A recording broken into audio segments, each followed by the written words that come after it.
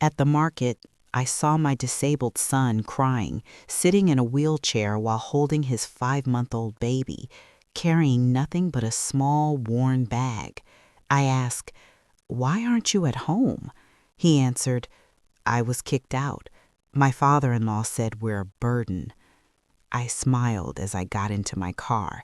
He had no idea who had been financially supporting his father-in-law for years. Before we begin, don't forget to press the like button and subscribe to the Stories with Meaning channel. Follow my story until the end and leave a comment telling us which city you're watching from, so I know how far this story has traveled. That morning, the market was already crowded. The smell of vegetables, fish, and fried anchovies blended into one. I walked slowly, carrying 2 grocery bags. It was routine. Every morning was like this. Some vendors greeted me. "Mrs. Margaret, the usual?" I nodded with a small smile. In my mind, I was already planning today's catering menu. As I left the vegetable section and approached the parking area, something made me stop dead in my tracks. Near the wall, beside the parking attendant, sat a man in a wheelchair. His body leaned sideways as if completely exhausted. On his lap, a baby cried loudly, her face flushed red. Next to the wheelchair was only one small, shabby bag. At first, I glanced away, then looked back again. My heart felt like it was being crushed. It was Daniel, my only son. His face was gaunt, his thin beard untrimmed, his hair messy. A worn-out t-shirt clung to his body. His training pants were too short, barely covering what remained of his legs, wrapped in a thin blanket. The cheap wheelchair was rusted in several places. The baby in his arms kept crying. "Daniel!" My voice came out hoarse. He startled, then slowly turned his head. His eyes were red like someone who hadn't slept for days. When he saw me, he froze. "Mom." Just that one word made my chest burn. I stepped closer, set the grocery bags down, and crouched in front of him. "Why are you here? How long have you been sitting here?" He quickly wiped his cheek, embarrassed to be seen crying. "Not long, Mom," he answered softly. My hand instinctively stroked the baby's head. "This is Lily?" He nodded. "Yes, Mom. She's been fussy all morning." People passed by. Some glanced briefly, others pretended not to see. Heat rose to my neck. "Why aren't you at home?" I asked quietly. Daniel lowered his head. He stayed silent for a long time. Only Lily's cries and the sound of car horns filled the air. Finally, he whispered, "I was thrown out." I blinked. "Last night," his voice broke, "my father-in-law said we're a burden. He told me to leave immediately. He said he was tired of taking care of a disabled man who couldn't work." The word disabled hit my chest like a stone. I looked at what was left of his legs beneath the blanket. 2 months ago, before the work accident, he had still been running around construction sites, sweaty but always stopping by my house with cheap donuts or fried snacks. Now my son sat in a wheelchair, legless, abandoned in a corner of a market like unwanted trash. "What about Emily?"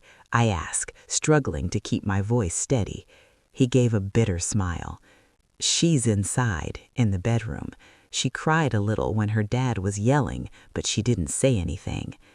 They handed Lily to me, then dragged my wheelchair to the porch, opened the door, and said if I wanted to stay, I had to earn my own money, stop being a burden. Each word burned as I swallowed it. "So you came here?" I didn't know what to do, Mom. I didn't want to come straight to your place. You're old, you work alone. I didn't want to be another burden. He sighed heavily. "I wanted to go to a friend's place, but he's struggling too, so I stopped here so Lily wouldn't overheat." I wanted to hug him, but the wheelchair, the baby, the crowd, it all held me back. I stood and opened my car door. "Mom." "Get in the car, Daniel." My voice this time allowed no argument. I grabbed the wheelchair handles and turned him around. The parking attendant offered help, but I shook my head. "I've got it." Lily kept crying. I picked up the small bag. It was unbelievably light. Who knows how few clothes he had inside. As we moved toward my car at the far end of the lot, every step fed the anger growing in my chest. For years I stayed out of their marriage. For years I told myself it was my son's decision. For years I believed that if finances were stable, hearts would soften too.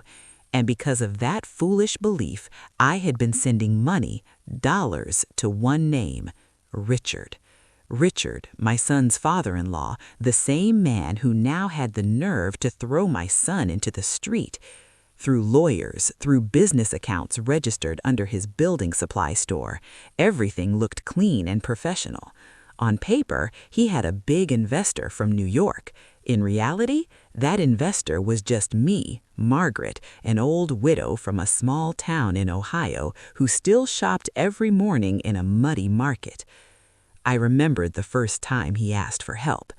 "Ma'am, my business has real potential," he said politely in my living room. "I just need a cash injection. I'll return the capital, I promise. I only want Emily and Daniel to live comfortably." I agreed with one condition. "Take care of my son. Don't ever make him feel small in his in-laws' house, and don't tell him the money comes from me." Richard nodded eagerly, swore on everything. Now, those promises meant nothing. That night, after everyone was asleep, I sat alone in the living room under a dim lamp. Daniel slept on the sofa, his wheelchair beside him. Lily's soft breathing came from my bedroom. I'd left the door slightly open. On my lap lay a plastic folder containing copies of old contracts with Richard. Our signatures were neatly aligned on stamped pages. I opened the first page. It listed the amount of capital I had provided, the repayment schedule, and profit sharing. Back when I signed it, I believed it was an act of love for my son. I was wrong. But tomorrow, that would change. I wanted him to marry without shame, to have in-laws who would be proud of him. I still remembered our conversation back then. "Ma'am, isn't this too much?" Richard asked, pretending to be humble. "If I had objections, I wouldn't offer it," I replied calmly. "Think of it as savings for our children's future." He laughed, patting his knee. "God bless you, Mrs. Margaret. Thank you. I promise I'll take good care of Daniel and Emily." Those promises now felt like a cheap joke. My hand reached for the phone on the table. My fingers trembled, not from hesitation, but from anger I had held in for far too long. I searched my contacts. Mr. Thompson, notary. The line rang several times before a deep voice answered. "Hello, Mrs. Margaret." "Mr. Thompson, sorry to call so late." "It's fine. What can I do for you?" I glanced toward the sofa. Daniel was still asleep. His face looked peaceful now. "Tomorrow morning, I'd like to come to your office. I want to discuss terminating my entire investment partnership with Richard." There was a brief pause on the other end. "All of it, ma'am?" "All of it," I said firmly. "And I also want to review the profit-sharing agreement. I believe there have been many irregularities." "Understood. I'll prepare the documents. 10 a.m.? 10 a.m. I'll be there." The call ended. For the first time in years, I felt like I was no longer standing behind someone else's shadow. Tomorrow, the chain of money that had bound our family for so long would be cut. I looked once more at the contract on my lap. "Richard," I murmured softly, almost like a prayer. "You threw my son into the street. Now we'll see who was really the burden." I stood and turned off the living room light. Before going to my room, I stopped by the sofa. I looked at Daniel's face and gently brushed his hair. "Sleep well, my son," I whispered. "Tomorrow, your mother begins to repay everything." I woke up very early the next morning. My eyes were heavy, but my head was full of plans. I made sure Daniel and Lily were still asleep. Daniel lay sideways on the sofa, one arm hanging down, the other hugging a pillow. From the bedroom came Lily's soft, steady breathing. I prepared a quick breakfast, simple fried rice and warm tea. I wrote a short note and placed it near the sofa. "Dan, breakfast is on the table. Lily is in Mom's room. I have an errand to run. If you need anything, call me." At 9 a.m., I was already on a city bus heading to the notary's office. The building wasn't luxurious, but it was neat and professional. As soon as I entered, Mr. Thompson greeted me. "Please have a seat, Mrs. Margaret." I sat down and went straight to the point. "Sir, I want to withdraw all my capital from Richard's business as soon as possible." He opened several folders, reviewing copies of the contract. "Legally, you can, ma'am. This clause allows you to terminate due to inconsistent financial reporting." "Good. However, the consequence is that their business may collapse. Are you sure?" I looked at him steadily. "I've been kind to people who don't know their place for too long. Now I want to be kind to myself and to my son." He nodded. "Very well. I'll send an official notice today. At the latest, all administrative processes will be completed by next week. If they protest, tell them to come here. Everything is documented in black and white." Walking out of the notary's office, my steps felt lighter. For years, I had been afraid. Afraid Richard would be angry. Afraid Emily would feel offended. Afraid they would keep Daniel away from my grandchild. Now, those fears slowly turned into resolve. On my way home, I deliberately got off the bus near Richard Street. I didn't enter. I just stood at the corner, pretending to buy a drink at a small convenience store. From there, I could see the large house. White gate, wide porch, a red car parked in front. The same house that once made me feel small when I first brought Daniel there to propose to Emily. "Mrs. Margaret?" a woman's voice called. I turned around. It was Mrs. Ida, a longtime neighbor who lived nearby. "Oh, Mrs. Ida, shopping?" I asked. She glanced toward Richard's house. "I heard Daniel is staying with you now." News traveled fast in a small town. "Yes, for now," I replied. "How did you know?" She snorted quietly. "I'm embarrassed to have neighbors like that. Last night's shouting was loud enough to reach here. Richard was yelling, calling his son-in-law a burden, useless. Then Daniel's wheelchair was pushed out. I almost stepped in, but my husband stopped me, afraid we'd be accused of interfering." My chest tightened, even though I'd already heard the story from Daniel. "And Emily?" I asked. She cried at the door, but that was all. She didn't try to stop him. Then the baby was handed to Daniel. The door was shut. Even I felt furious watching it. She lowered her voice and leaned closer. "And honestly, Mrs. Margaret, they've been talking about you behind your back for years, calling you poor, an old widow, unworthy to be their in-law. But they love bragging about that investor from New York who made their store successful." I frowned. "They even tell neighbors about it?" "Yes, always showing off. Thank God someone trusts me. That's why we live comfortably." I just smiled when I heard it. I restrained a bitter laugh. "If anything else happens, please let me know," I said quietly. "Of course. I feel sorry for Daniel. He's a good man." I went home with my head full of information. All those years of lowering myself to protect their feelings, completely useless. Behind my back, they had been trampling my dignity anyway. When I arrived home, Daniel was sitting in his wheelchair by the window, Lily in his arms. He gently rocked the wheelchair back and forth, making Lily giggle softly. It was a sweet scene, but I knew there was a shattered heart behind it. "Where did you go, Mom?" he asked. "An errand with an old acquaintance," I replied with a smile. "Did you eat?" "Yes, thank you, Mom. The fried rice was good." I sat across from them. "Dan, we need to talk." His face stiffened slightly. "About what?" "About you. About your future. What do you want?" He looked down, gently stroking Lily's head. "Honestly, Mom, I don't know. Before the accident, I thought my path was clear. Construction work, slowly move up to site supervisor, open my own business someday." He glanced to where his legs used to be. "Now even going to the bathroom is hard."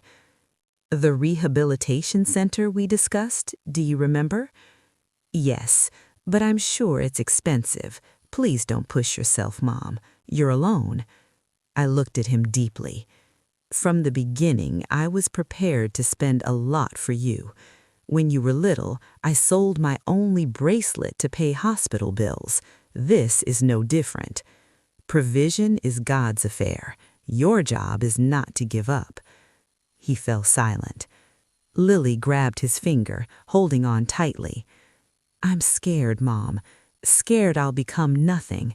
Scared Lily will be ashamed of having a father like this." I took a deep breath. "She doesn't need a father with perfect legs," I said softly. "She needs a father who loves her, who doesn't run away. You proved that last night. You could have left alone, but you took her with you." His eyes filled with tears. "As for money, leave it to me for now. We'll think together about work that suits you. These days, many jobs can be done from home. I'll ask around. I have friends." I nodded. "I'm not alone, Dan, and neither are you." We sat in silence for a while, listening to Lily babble. In my heart, I added the sentence I hadn't yet dared to say out loud. "And starting today, you will no longer depend on that fake wealthy family's money." That night, after Daniel and Lily were asleep, I sat on the porch. The air was cool, but my thoughts burned. 15 minutes by motorcycle, and I could reach Richard's house. But I wouldn't go there in the middle of the night, knocking and yelling. I chose another way. I had already cut off the flow of money. Soon they would feel it. Bills would arrive, store stock would thin, distributors would demand payment. They would panic, searching desperately for that so-called New York. That afternoon, after all the catering orders had been picked up, I decided to stop by the alley near Richard's house for a moment. I left Lily with Daniel. "Where are you going, Mom?" Daniel asked. "To a friend's place for a bit. You watch Lily," I said. "If she cries, just hold her. Don't panic." He nodded. His face still showed some uncertainty. I took a motorcycle taxi and got off at the same corner of the alley as a few days earlier. From there, I walked slowly past the houses. Everything looked ordinary, but as I got closer to Richard's store, I could feel the tension in the air. The store door was half closed. Inside, shelves that used to be full now had empty gaps. Several sacks of cement were gone, either sold or taken back by suppliers. I stood across the street pretending to browse vegetables at a small stall. From there, I could hear their voices clearly. "What was I supposed to do, Richard?" Martha's voice rose sharply. "This is all because you trusted outsiders too much. Those so-called investors might not even be real. Look at us now, abandoned just like that." "Lower your voice, Martha," Richard snapped back, irritated. "I'm stressed enough already." "Stressed?" she shot back. From the start, our lifestyle never went down, still using broken AC units, buying cars, renovating the house. Now our savings are gone just to cover store debts. I closed my eyes for a moment. So it wasn't just the business. Their lifestyle had risen too, because they felt safe with an investor behind them. Then another voice cut in, younger, sharper. Emily. "So what about me?" she said. "If the store goes bankrupt, where am I supposed to live? You expect me to go back to a cramped rental apartment? I don't want to live a hard life again." "Enough, Emily," Richard cut her off. "This is an adult matter." "It is my problem," Emily snapped. "I already married a man who's disabled, and now the store is collapsing. What kind of life is that?" Each word stabbed deep. The disabled man she was talking about was my son. Martha added coldly, "That's why I told you yesterday, divorce Daniel before things get worse. Find a normal man who can secure your future." My fingers clenched at my sides. Then another male voice entered, young, smooth, arrogant. "Hey, hey, don't fight here. The neighbors can hear." I peeked slightly. On the porch stood a man in a neat shirt, city style, holding car keys confidently. Dylan. I recognized him instantly from photos on Emily's social media account I'd seen by accident. "Dylan, go home first," Emily said quickly. "I'll call you later."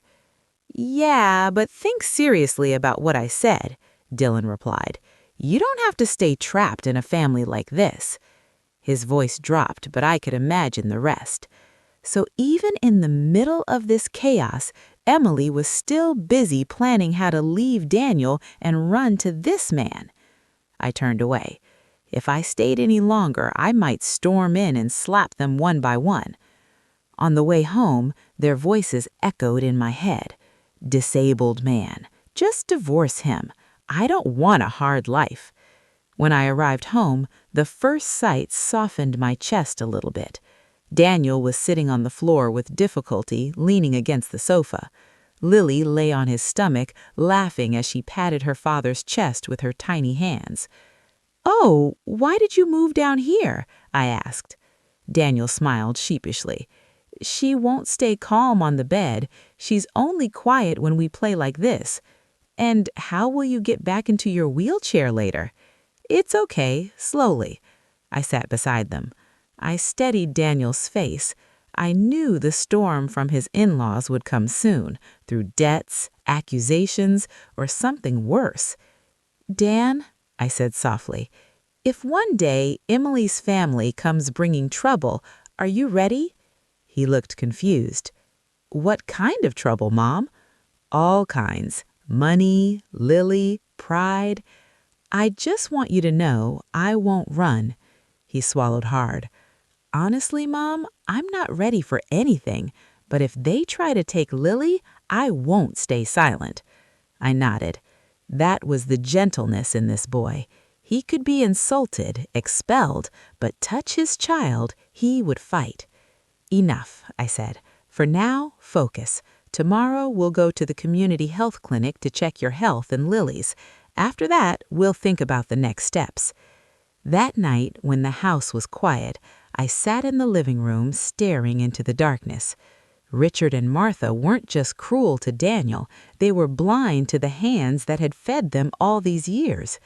Emily, who once came to my house pretending to be polite, now openly regretted marrying my son. All of it hardened something inside me. Resolve.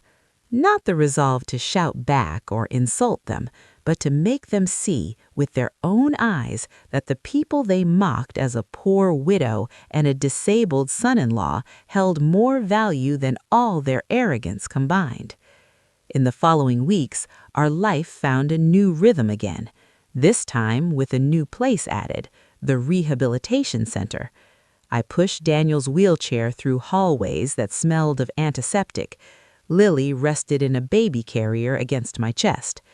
"Take it slow, Dan," I said. "If you're tired, say it." He nodded. His face was tense, but there was a spark of hope in his eyes.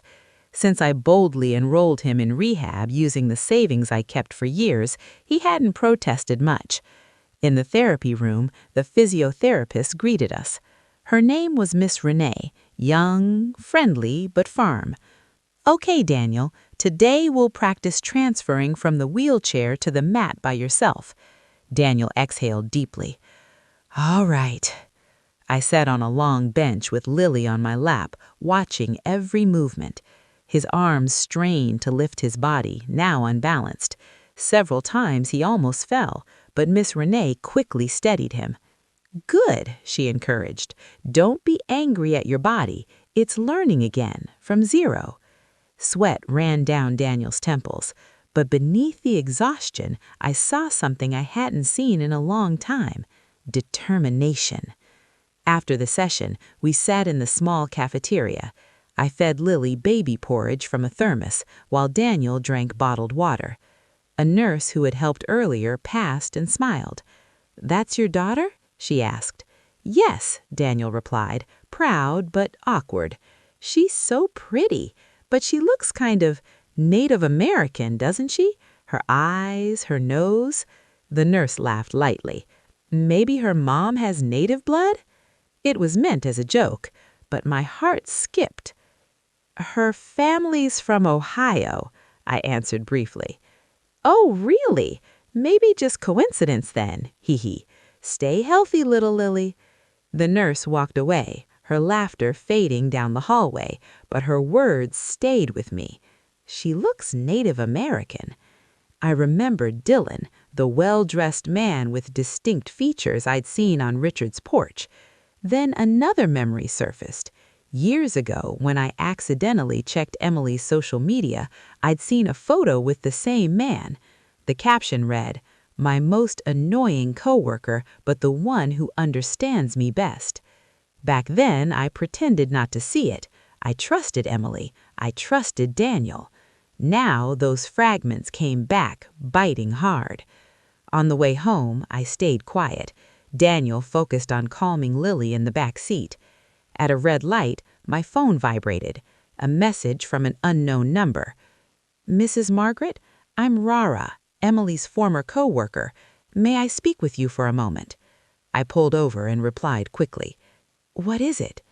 "Sorry if this is inappropriate. I heard about Daniel's condition from neighbors. I can't keep this in myself anymore." My throat tightened. A photo came in. Screenshots of conversations between Emily and Dylan.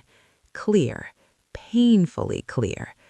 "Dylan, are you sure this baby is mine?" Emily: "Yes. Remember when I was late? I was only seeing you regularly." Dylan: "What about your husband?" Emily: "He doesn't know. Let him think it's his. What matters is we slowly get out of that house." My hands trembled. More screenshots followed, just as vile. "I'm sorry, Mrs. Margaret," Rara messaged again. "I don't work there anymore, but I kept these in case Daniel ever needed proof. I'm leaving them with you." I typed slowly. "Thank you. You did the right thing." I swallowed the urge to vomit. In the back seat, Lily giggled, tapping the fold-down tray. Daniel adjusted her seatbelt. "What's wrong, Mom?" he asked. "Nothing," I replied quickly.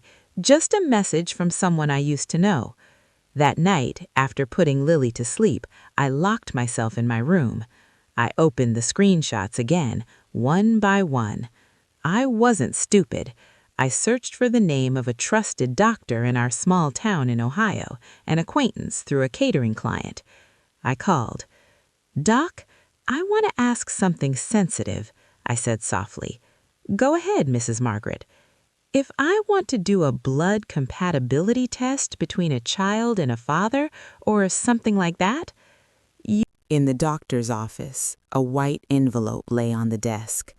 "Ma'am, should I explain the results?" the doctor asked carefully. "No need, doctor. I'll read it myself." I opened the envelope with trembling hands.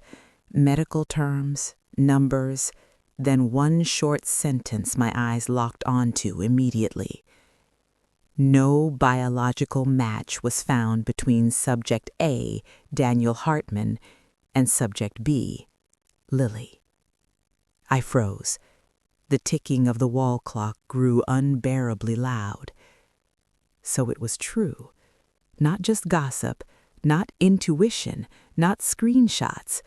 I was holding scientific proof in my hands. Lily was not Daniel's biological child. What feeling came first? Anger? Sadness?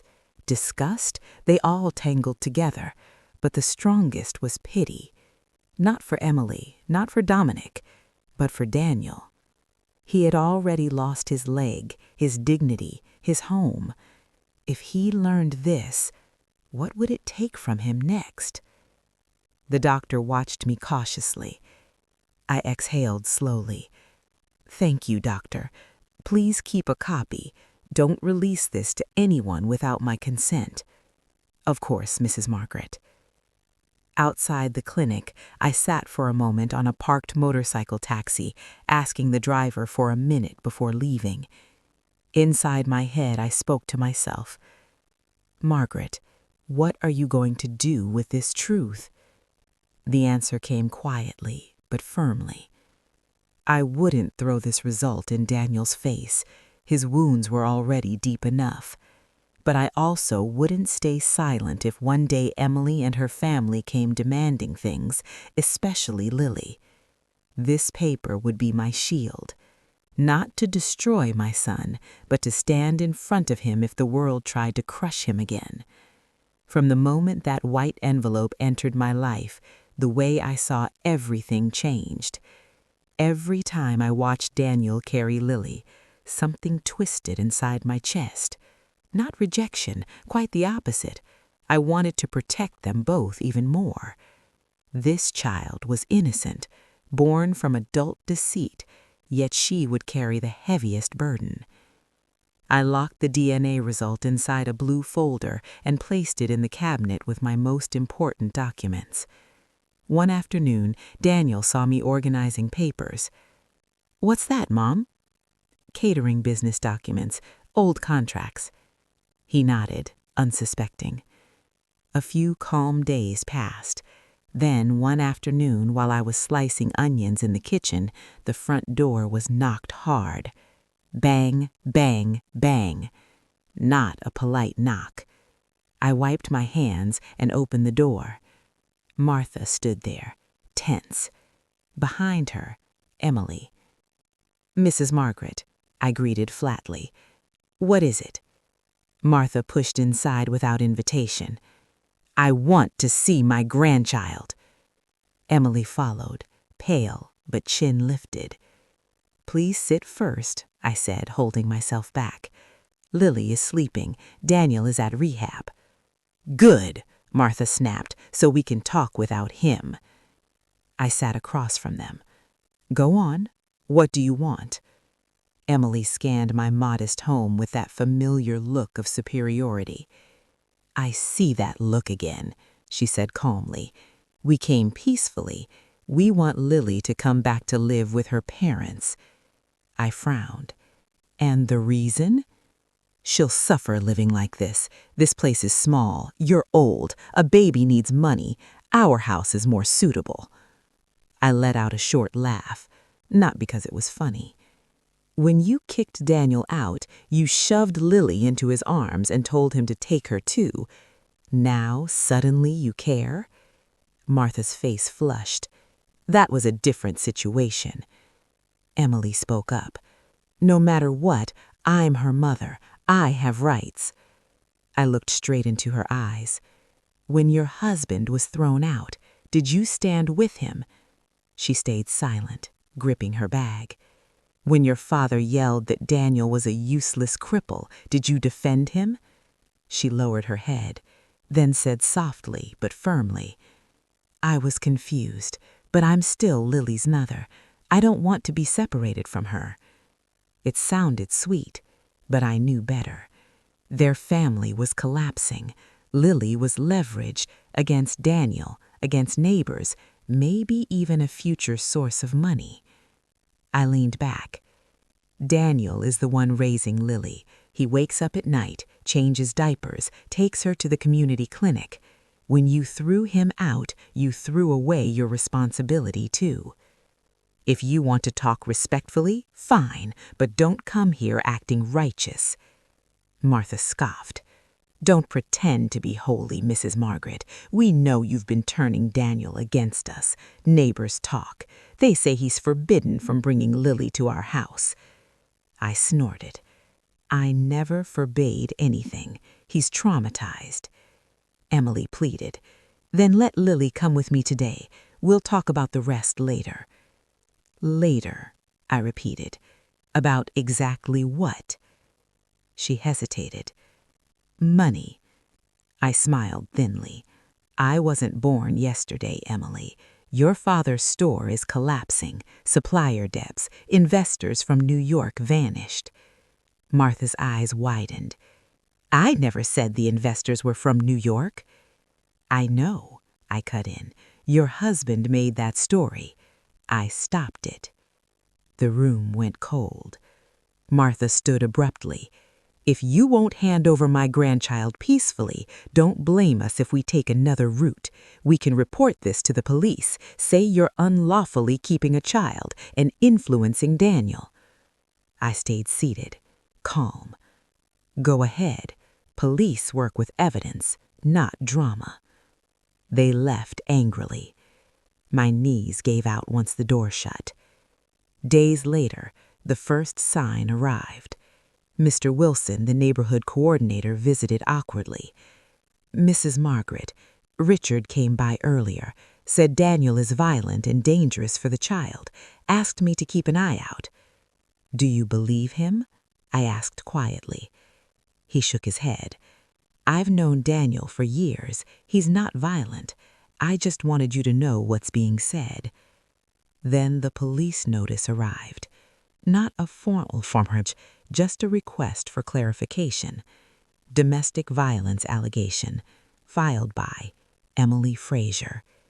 Daniel's hands shook holding the paper. "Mom, what is this?" "They're playing dirty," I said firmly. He broke down.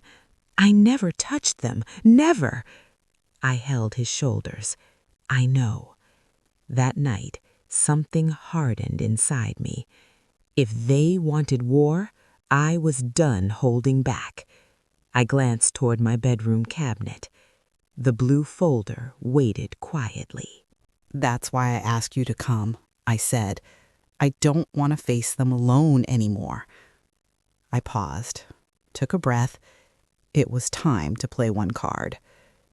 "And there's one more thing you need to know, Mr. Armin.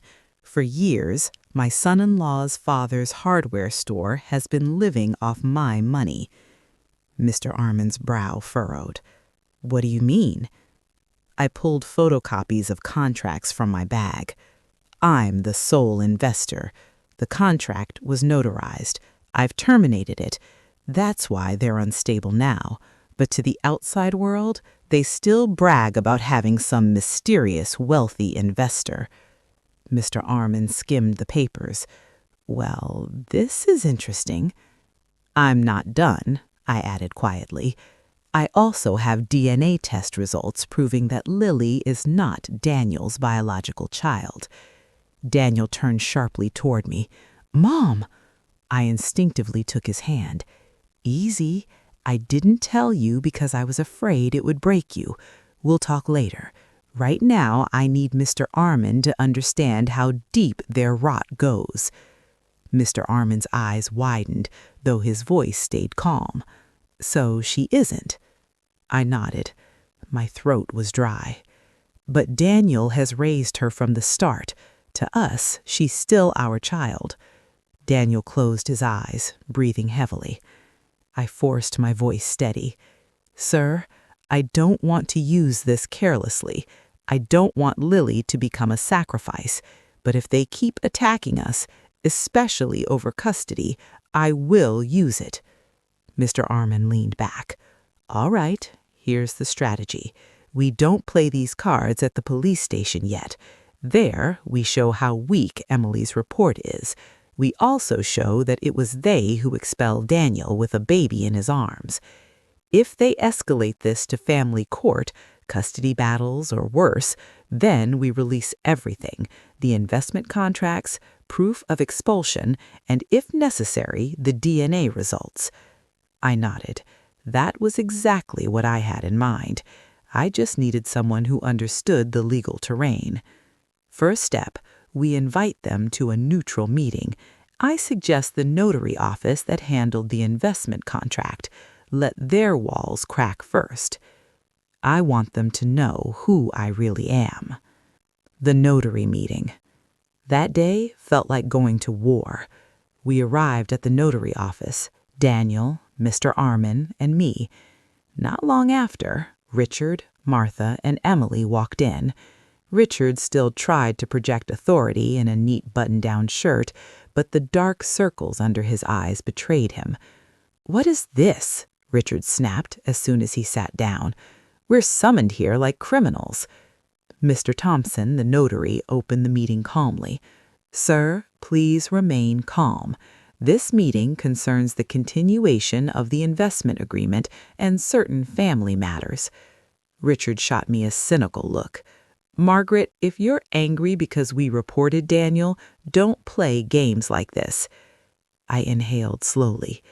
"Mr. Richard, before we discuss the police report, there's something you should know. The investor you've been boasting about is me." Silence filled the room. Martha blinked. "What?" Mr. Thompson slid several documents toward Richard. "These are copies of the contract. The capital owner's name is clearly stated, Margaret. Every transfer into your store account came from her." Richard grabbed the papers, reading fast. His face flushed, then drained. This is a setup." Mr. Thompson sighed. "Sir, your signature is right there. Please don't raise your voice in my office." Emily stared at me, her voice barely audible. "So it was you all along?" I looked at her without smiling. "When your father came to me asking for capital, he said it was for your future, for Emily and Daniel. I agreed on one condition: treat my son with dignity. Don't make him feel small." I leaned forward slightly. "Now, ask yourselves, did you honor that condition?" Martha opened her mouth, then closed it. Mr. Armin stepped in. "Mr. Richard, Mrs. Martha, Miss Emily, my clients are not here to beg. They can live without you. You were the ones who attacked first with a false report and threats to take a child raised by Daniel. We are offering a peaceful exit. Withdraw the report, stop the defamation. We part quietly. As for the business, Mrs. Margaret has every legal right to withdraw her capital and unpaid returns." Richard clenched his fists. "This is extortion." "No," Mr. Armin replied calmly. "This is the exercise of rights. If you object, we can take it to court, but remember, every financial record is here, including funds used for personal expenses." Richard fell silent. Emily finally spoke. "And if we refuse to withdraw the report, if we still want Lily?" I looked at her sharply. "Then prepare yourselves. I have more truths to reveal, including who Lily's biological father is." Emily went pale, as if the blood drained from her face. "Mom," she whispered. Martha turned to her. "What does she mean, Emily?" Richard stood up. "Enough. If you want to fight dirty, we can do that too. We'll see each other in court. Let the judge decide who deserves custody and who's truly cruel." He dragged Martha and Emily out. The door slammed. The room went silent again. Mr. Armin looked at me. "Well then, they've chosen open war." I straightened my back. Daniel sat beside me, still in shock, but his eyes had changed. Fear mixed with anger. "Then we prepare everything," I said quietly. "If they want court, we'll go, not as silent victims, but with the full truth." Court day. The courthouse air felt heavier than usual. I gripped the handles of Daniel's wheelchair. His fingers were pale, clenched on his lap. People stared. Perhaps they assumed we were guilty. The first report came from Emily.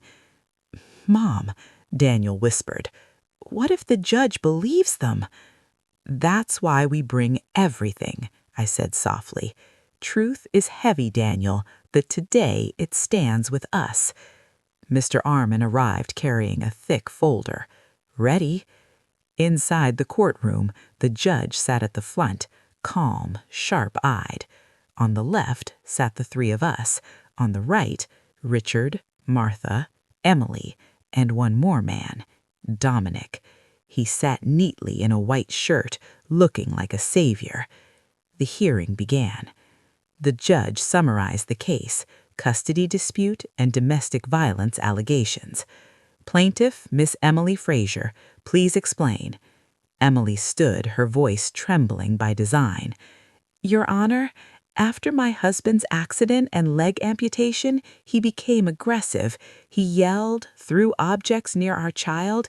I feared Lily would be hurt. My parents only wanted to help. We want Lily to live somewhere stable." The judge looked at her. Evidence. Their lawyer submitted papers. Written statements from neighbors who heard arguments. The judge skimmed them. Neighbors who did not witness violence directly. Correct, but they heard shouting and crying. The judge nodded slightly. Noted. Then they called their witness. Dominic stood. "I'm Emily's co-worker, Your Honor. I often confided in her. She said her husband changed after the accident. I even heard shouting once over the phone." My head burned, the lover playing saint. When they finished, the judge turned to us. Mr. Armin stood up. "Your Honor, we request permission to present video evidence." The judge nodded. A small screen lit up. CCTV footage from a neighbor's house played. It clearly showed the night Richard pushed Daniel's wheelchair out, shoved a small bag onto his lap, roughly handed him a 5-month-old baby, and slammed the door. A voice echoed faintly. "Take your child and leave. Don't come back if you're just a burden." The courtroom shifted. Mr. Armin spoke calmly. "Your Honor, this footage shows the plaintiff and her parents expelling Daniel with an infant. If they claim concern for Lily's safety, why hand her to someone they called unstable and force him onto the street?" The judge turned to Richard.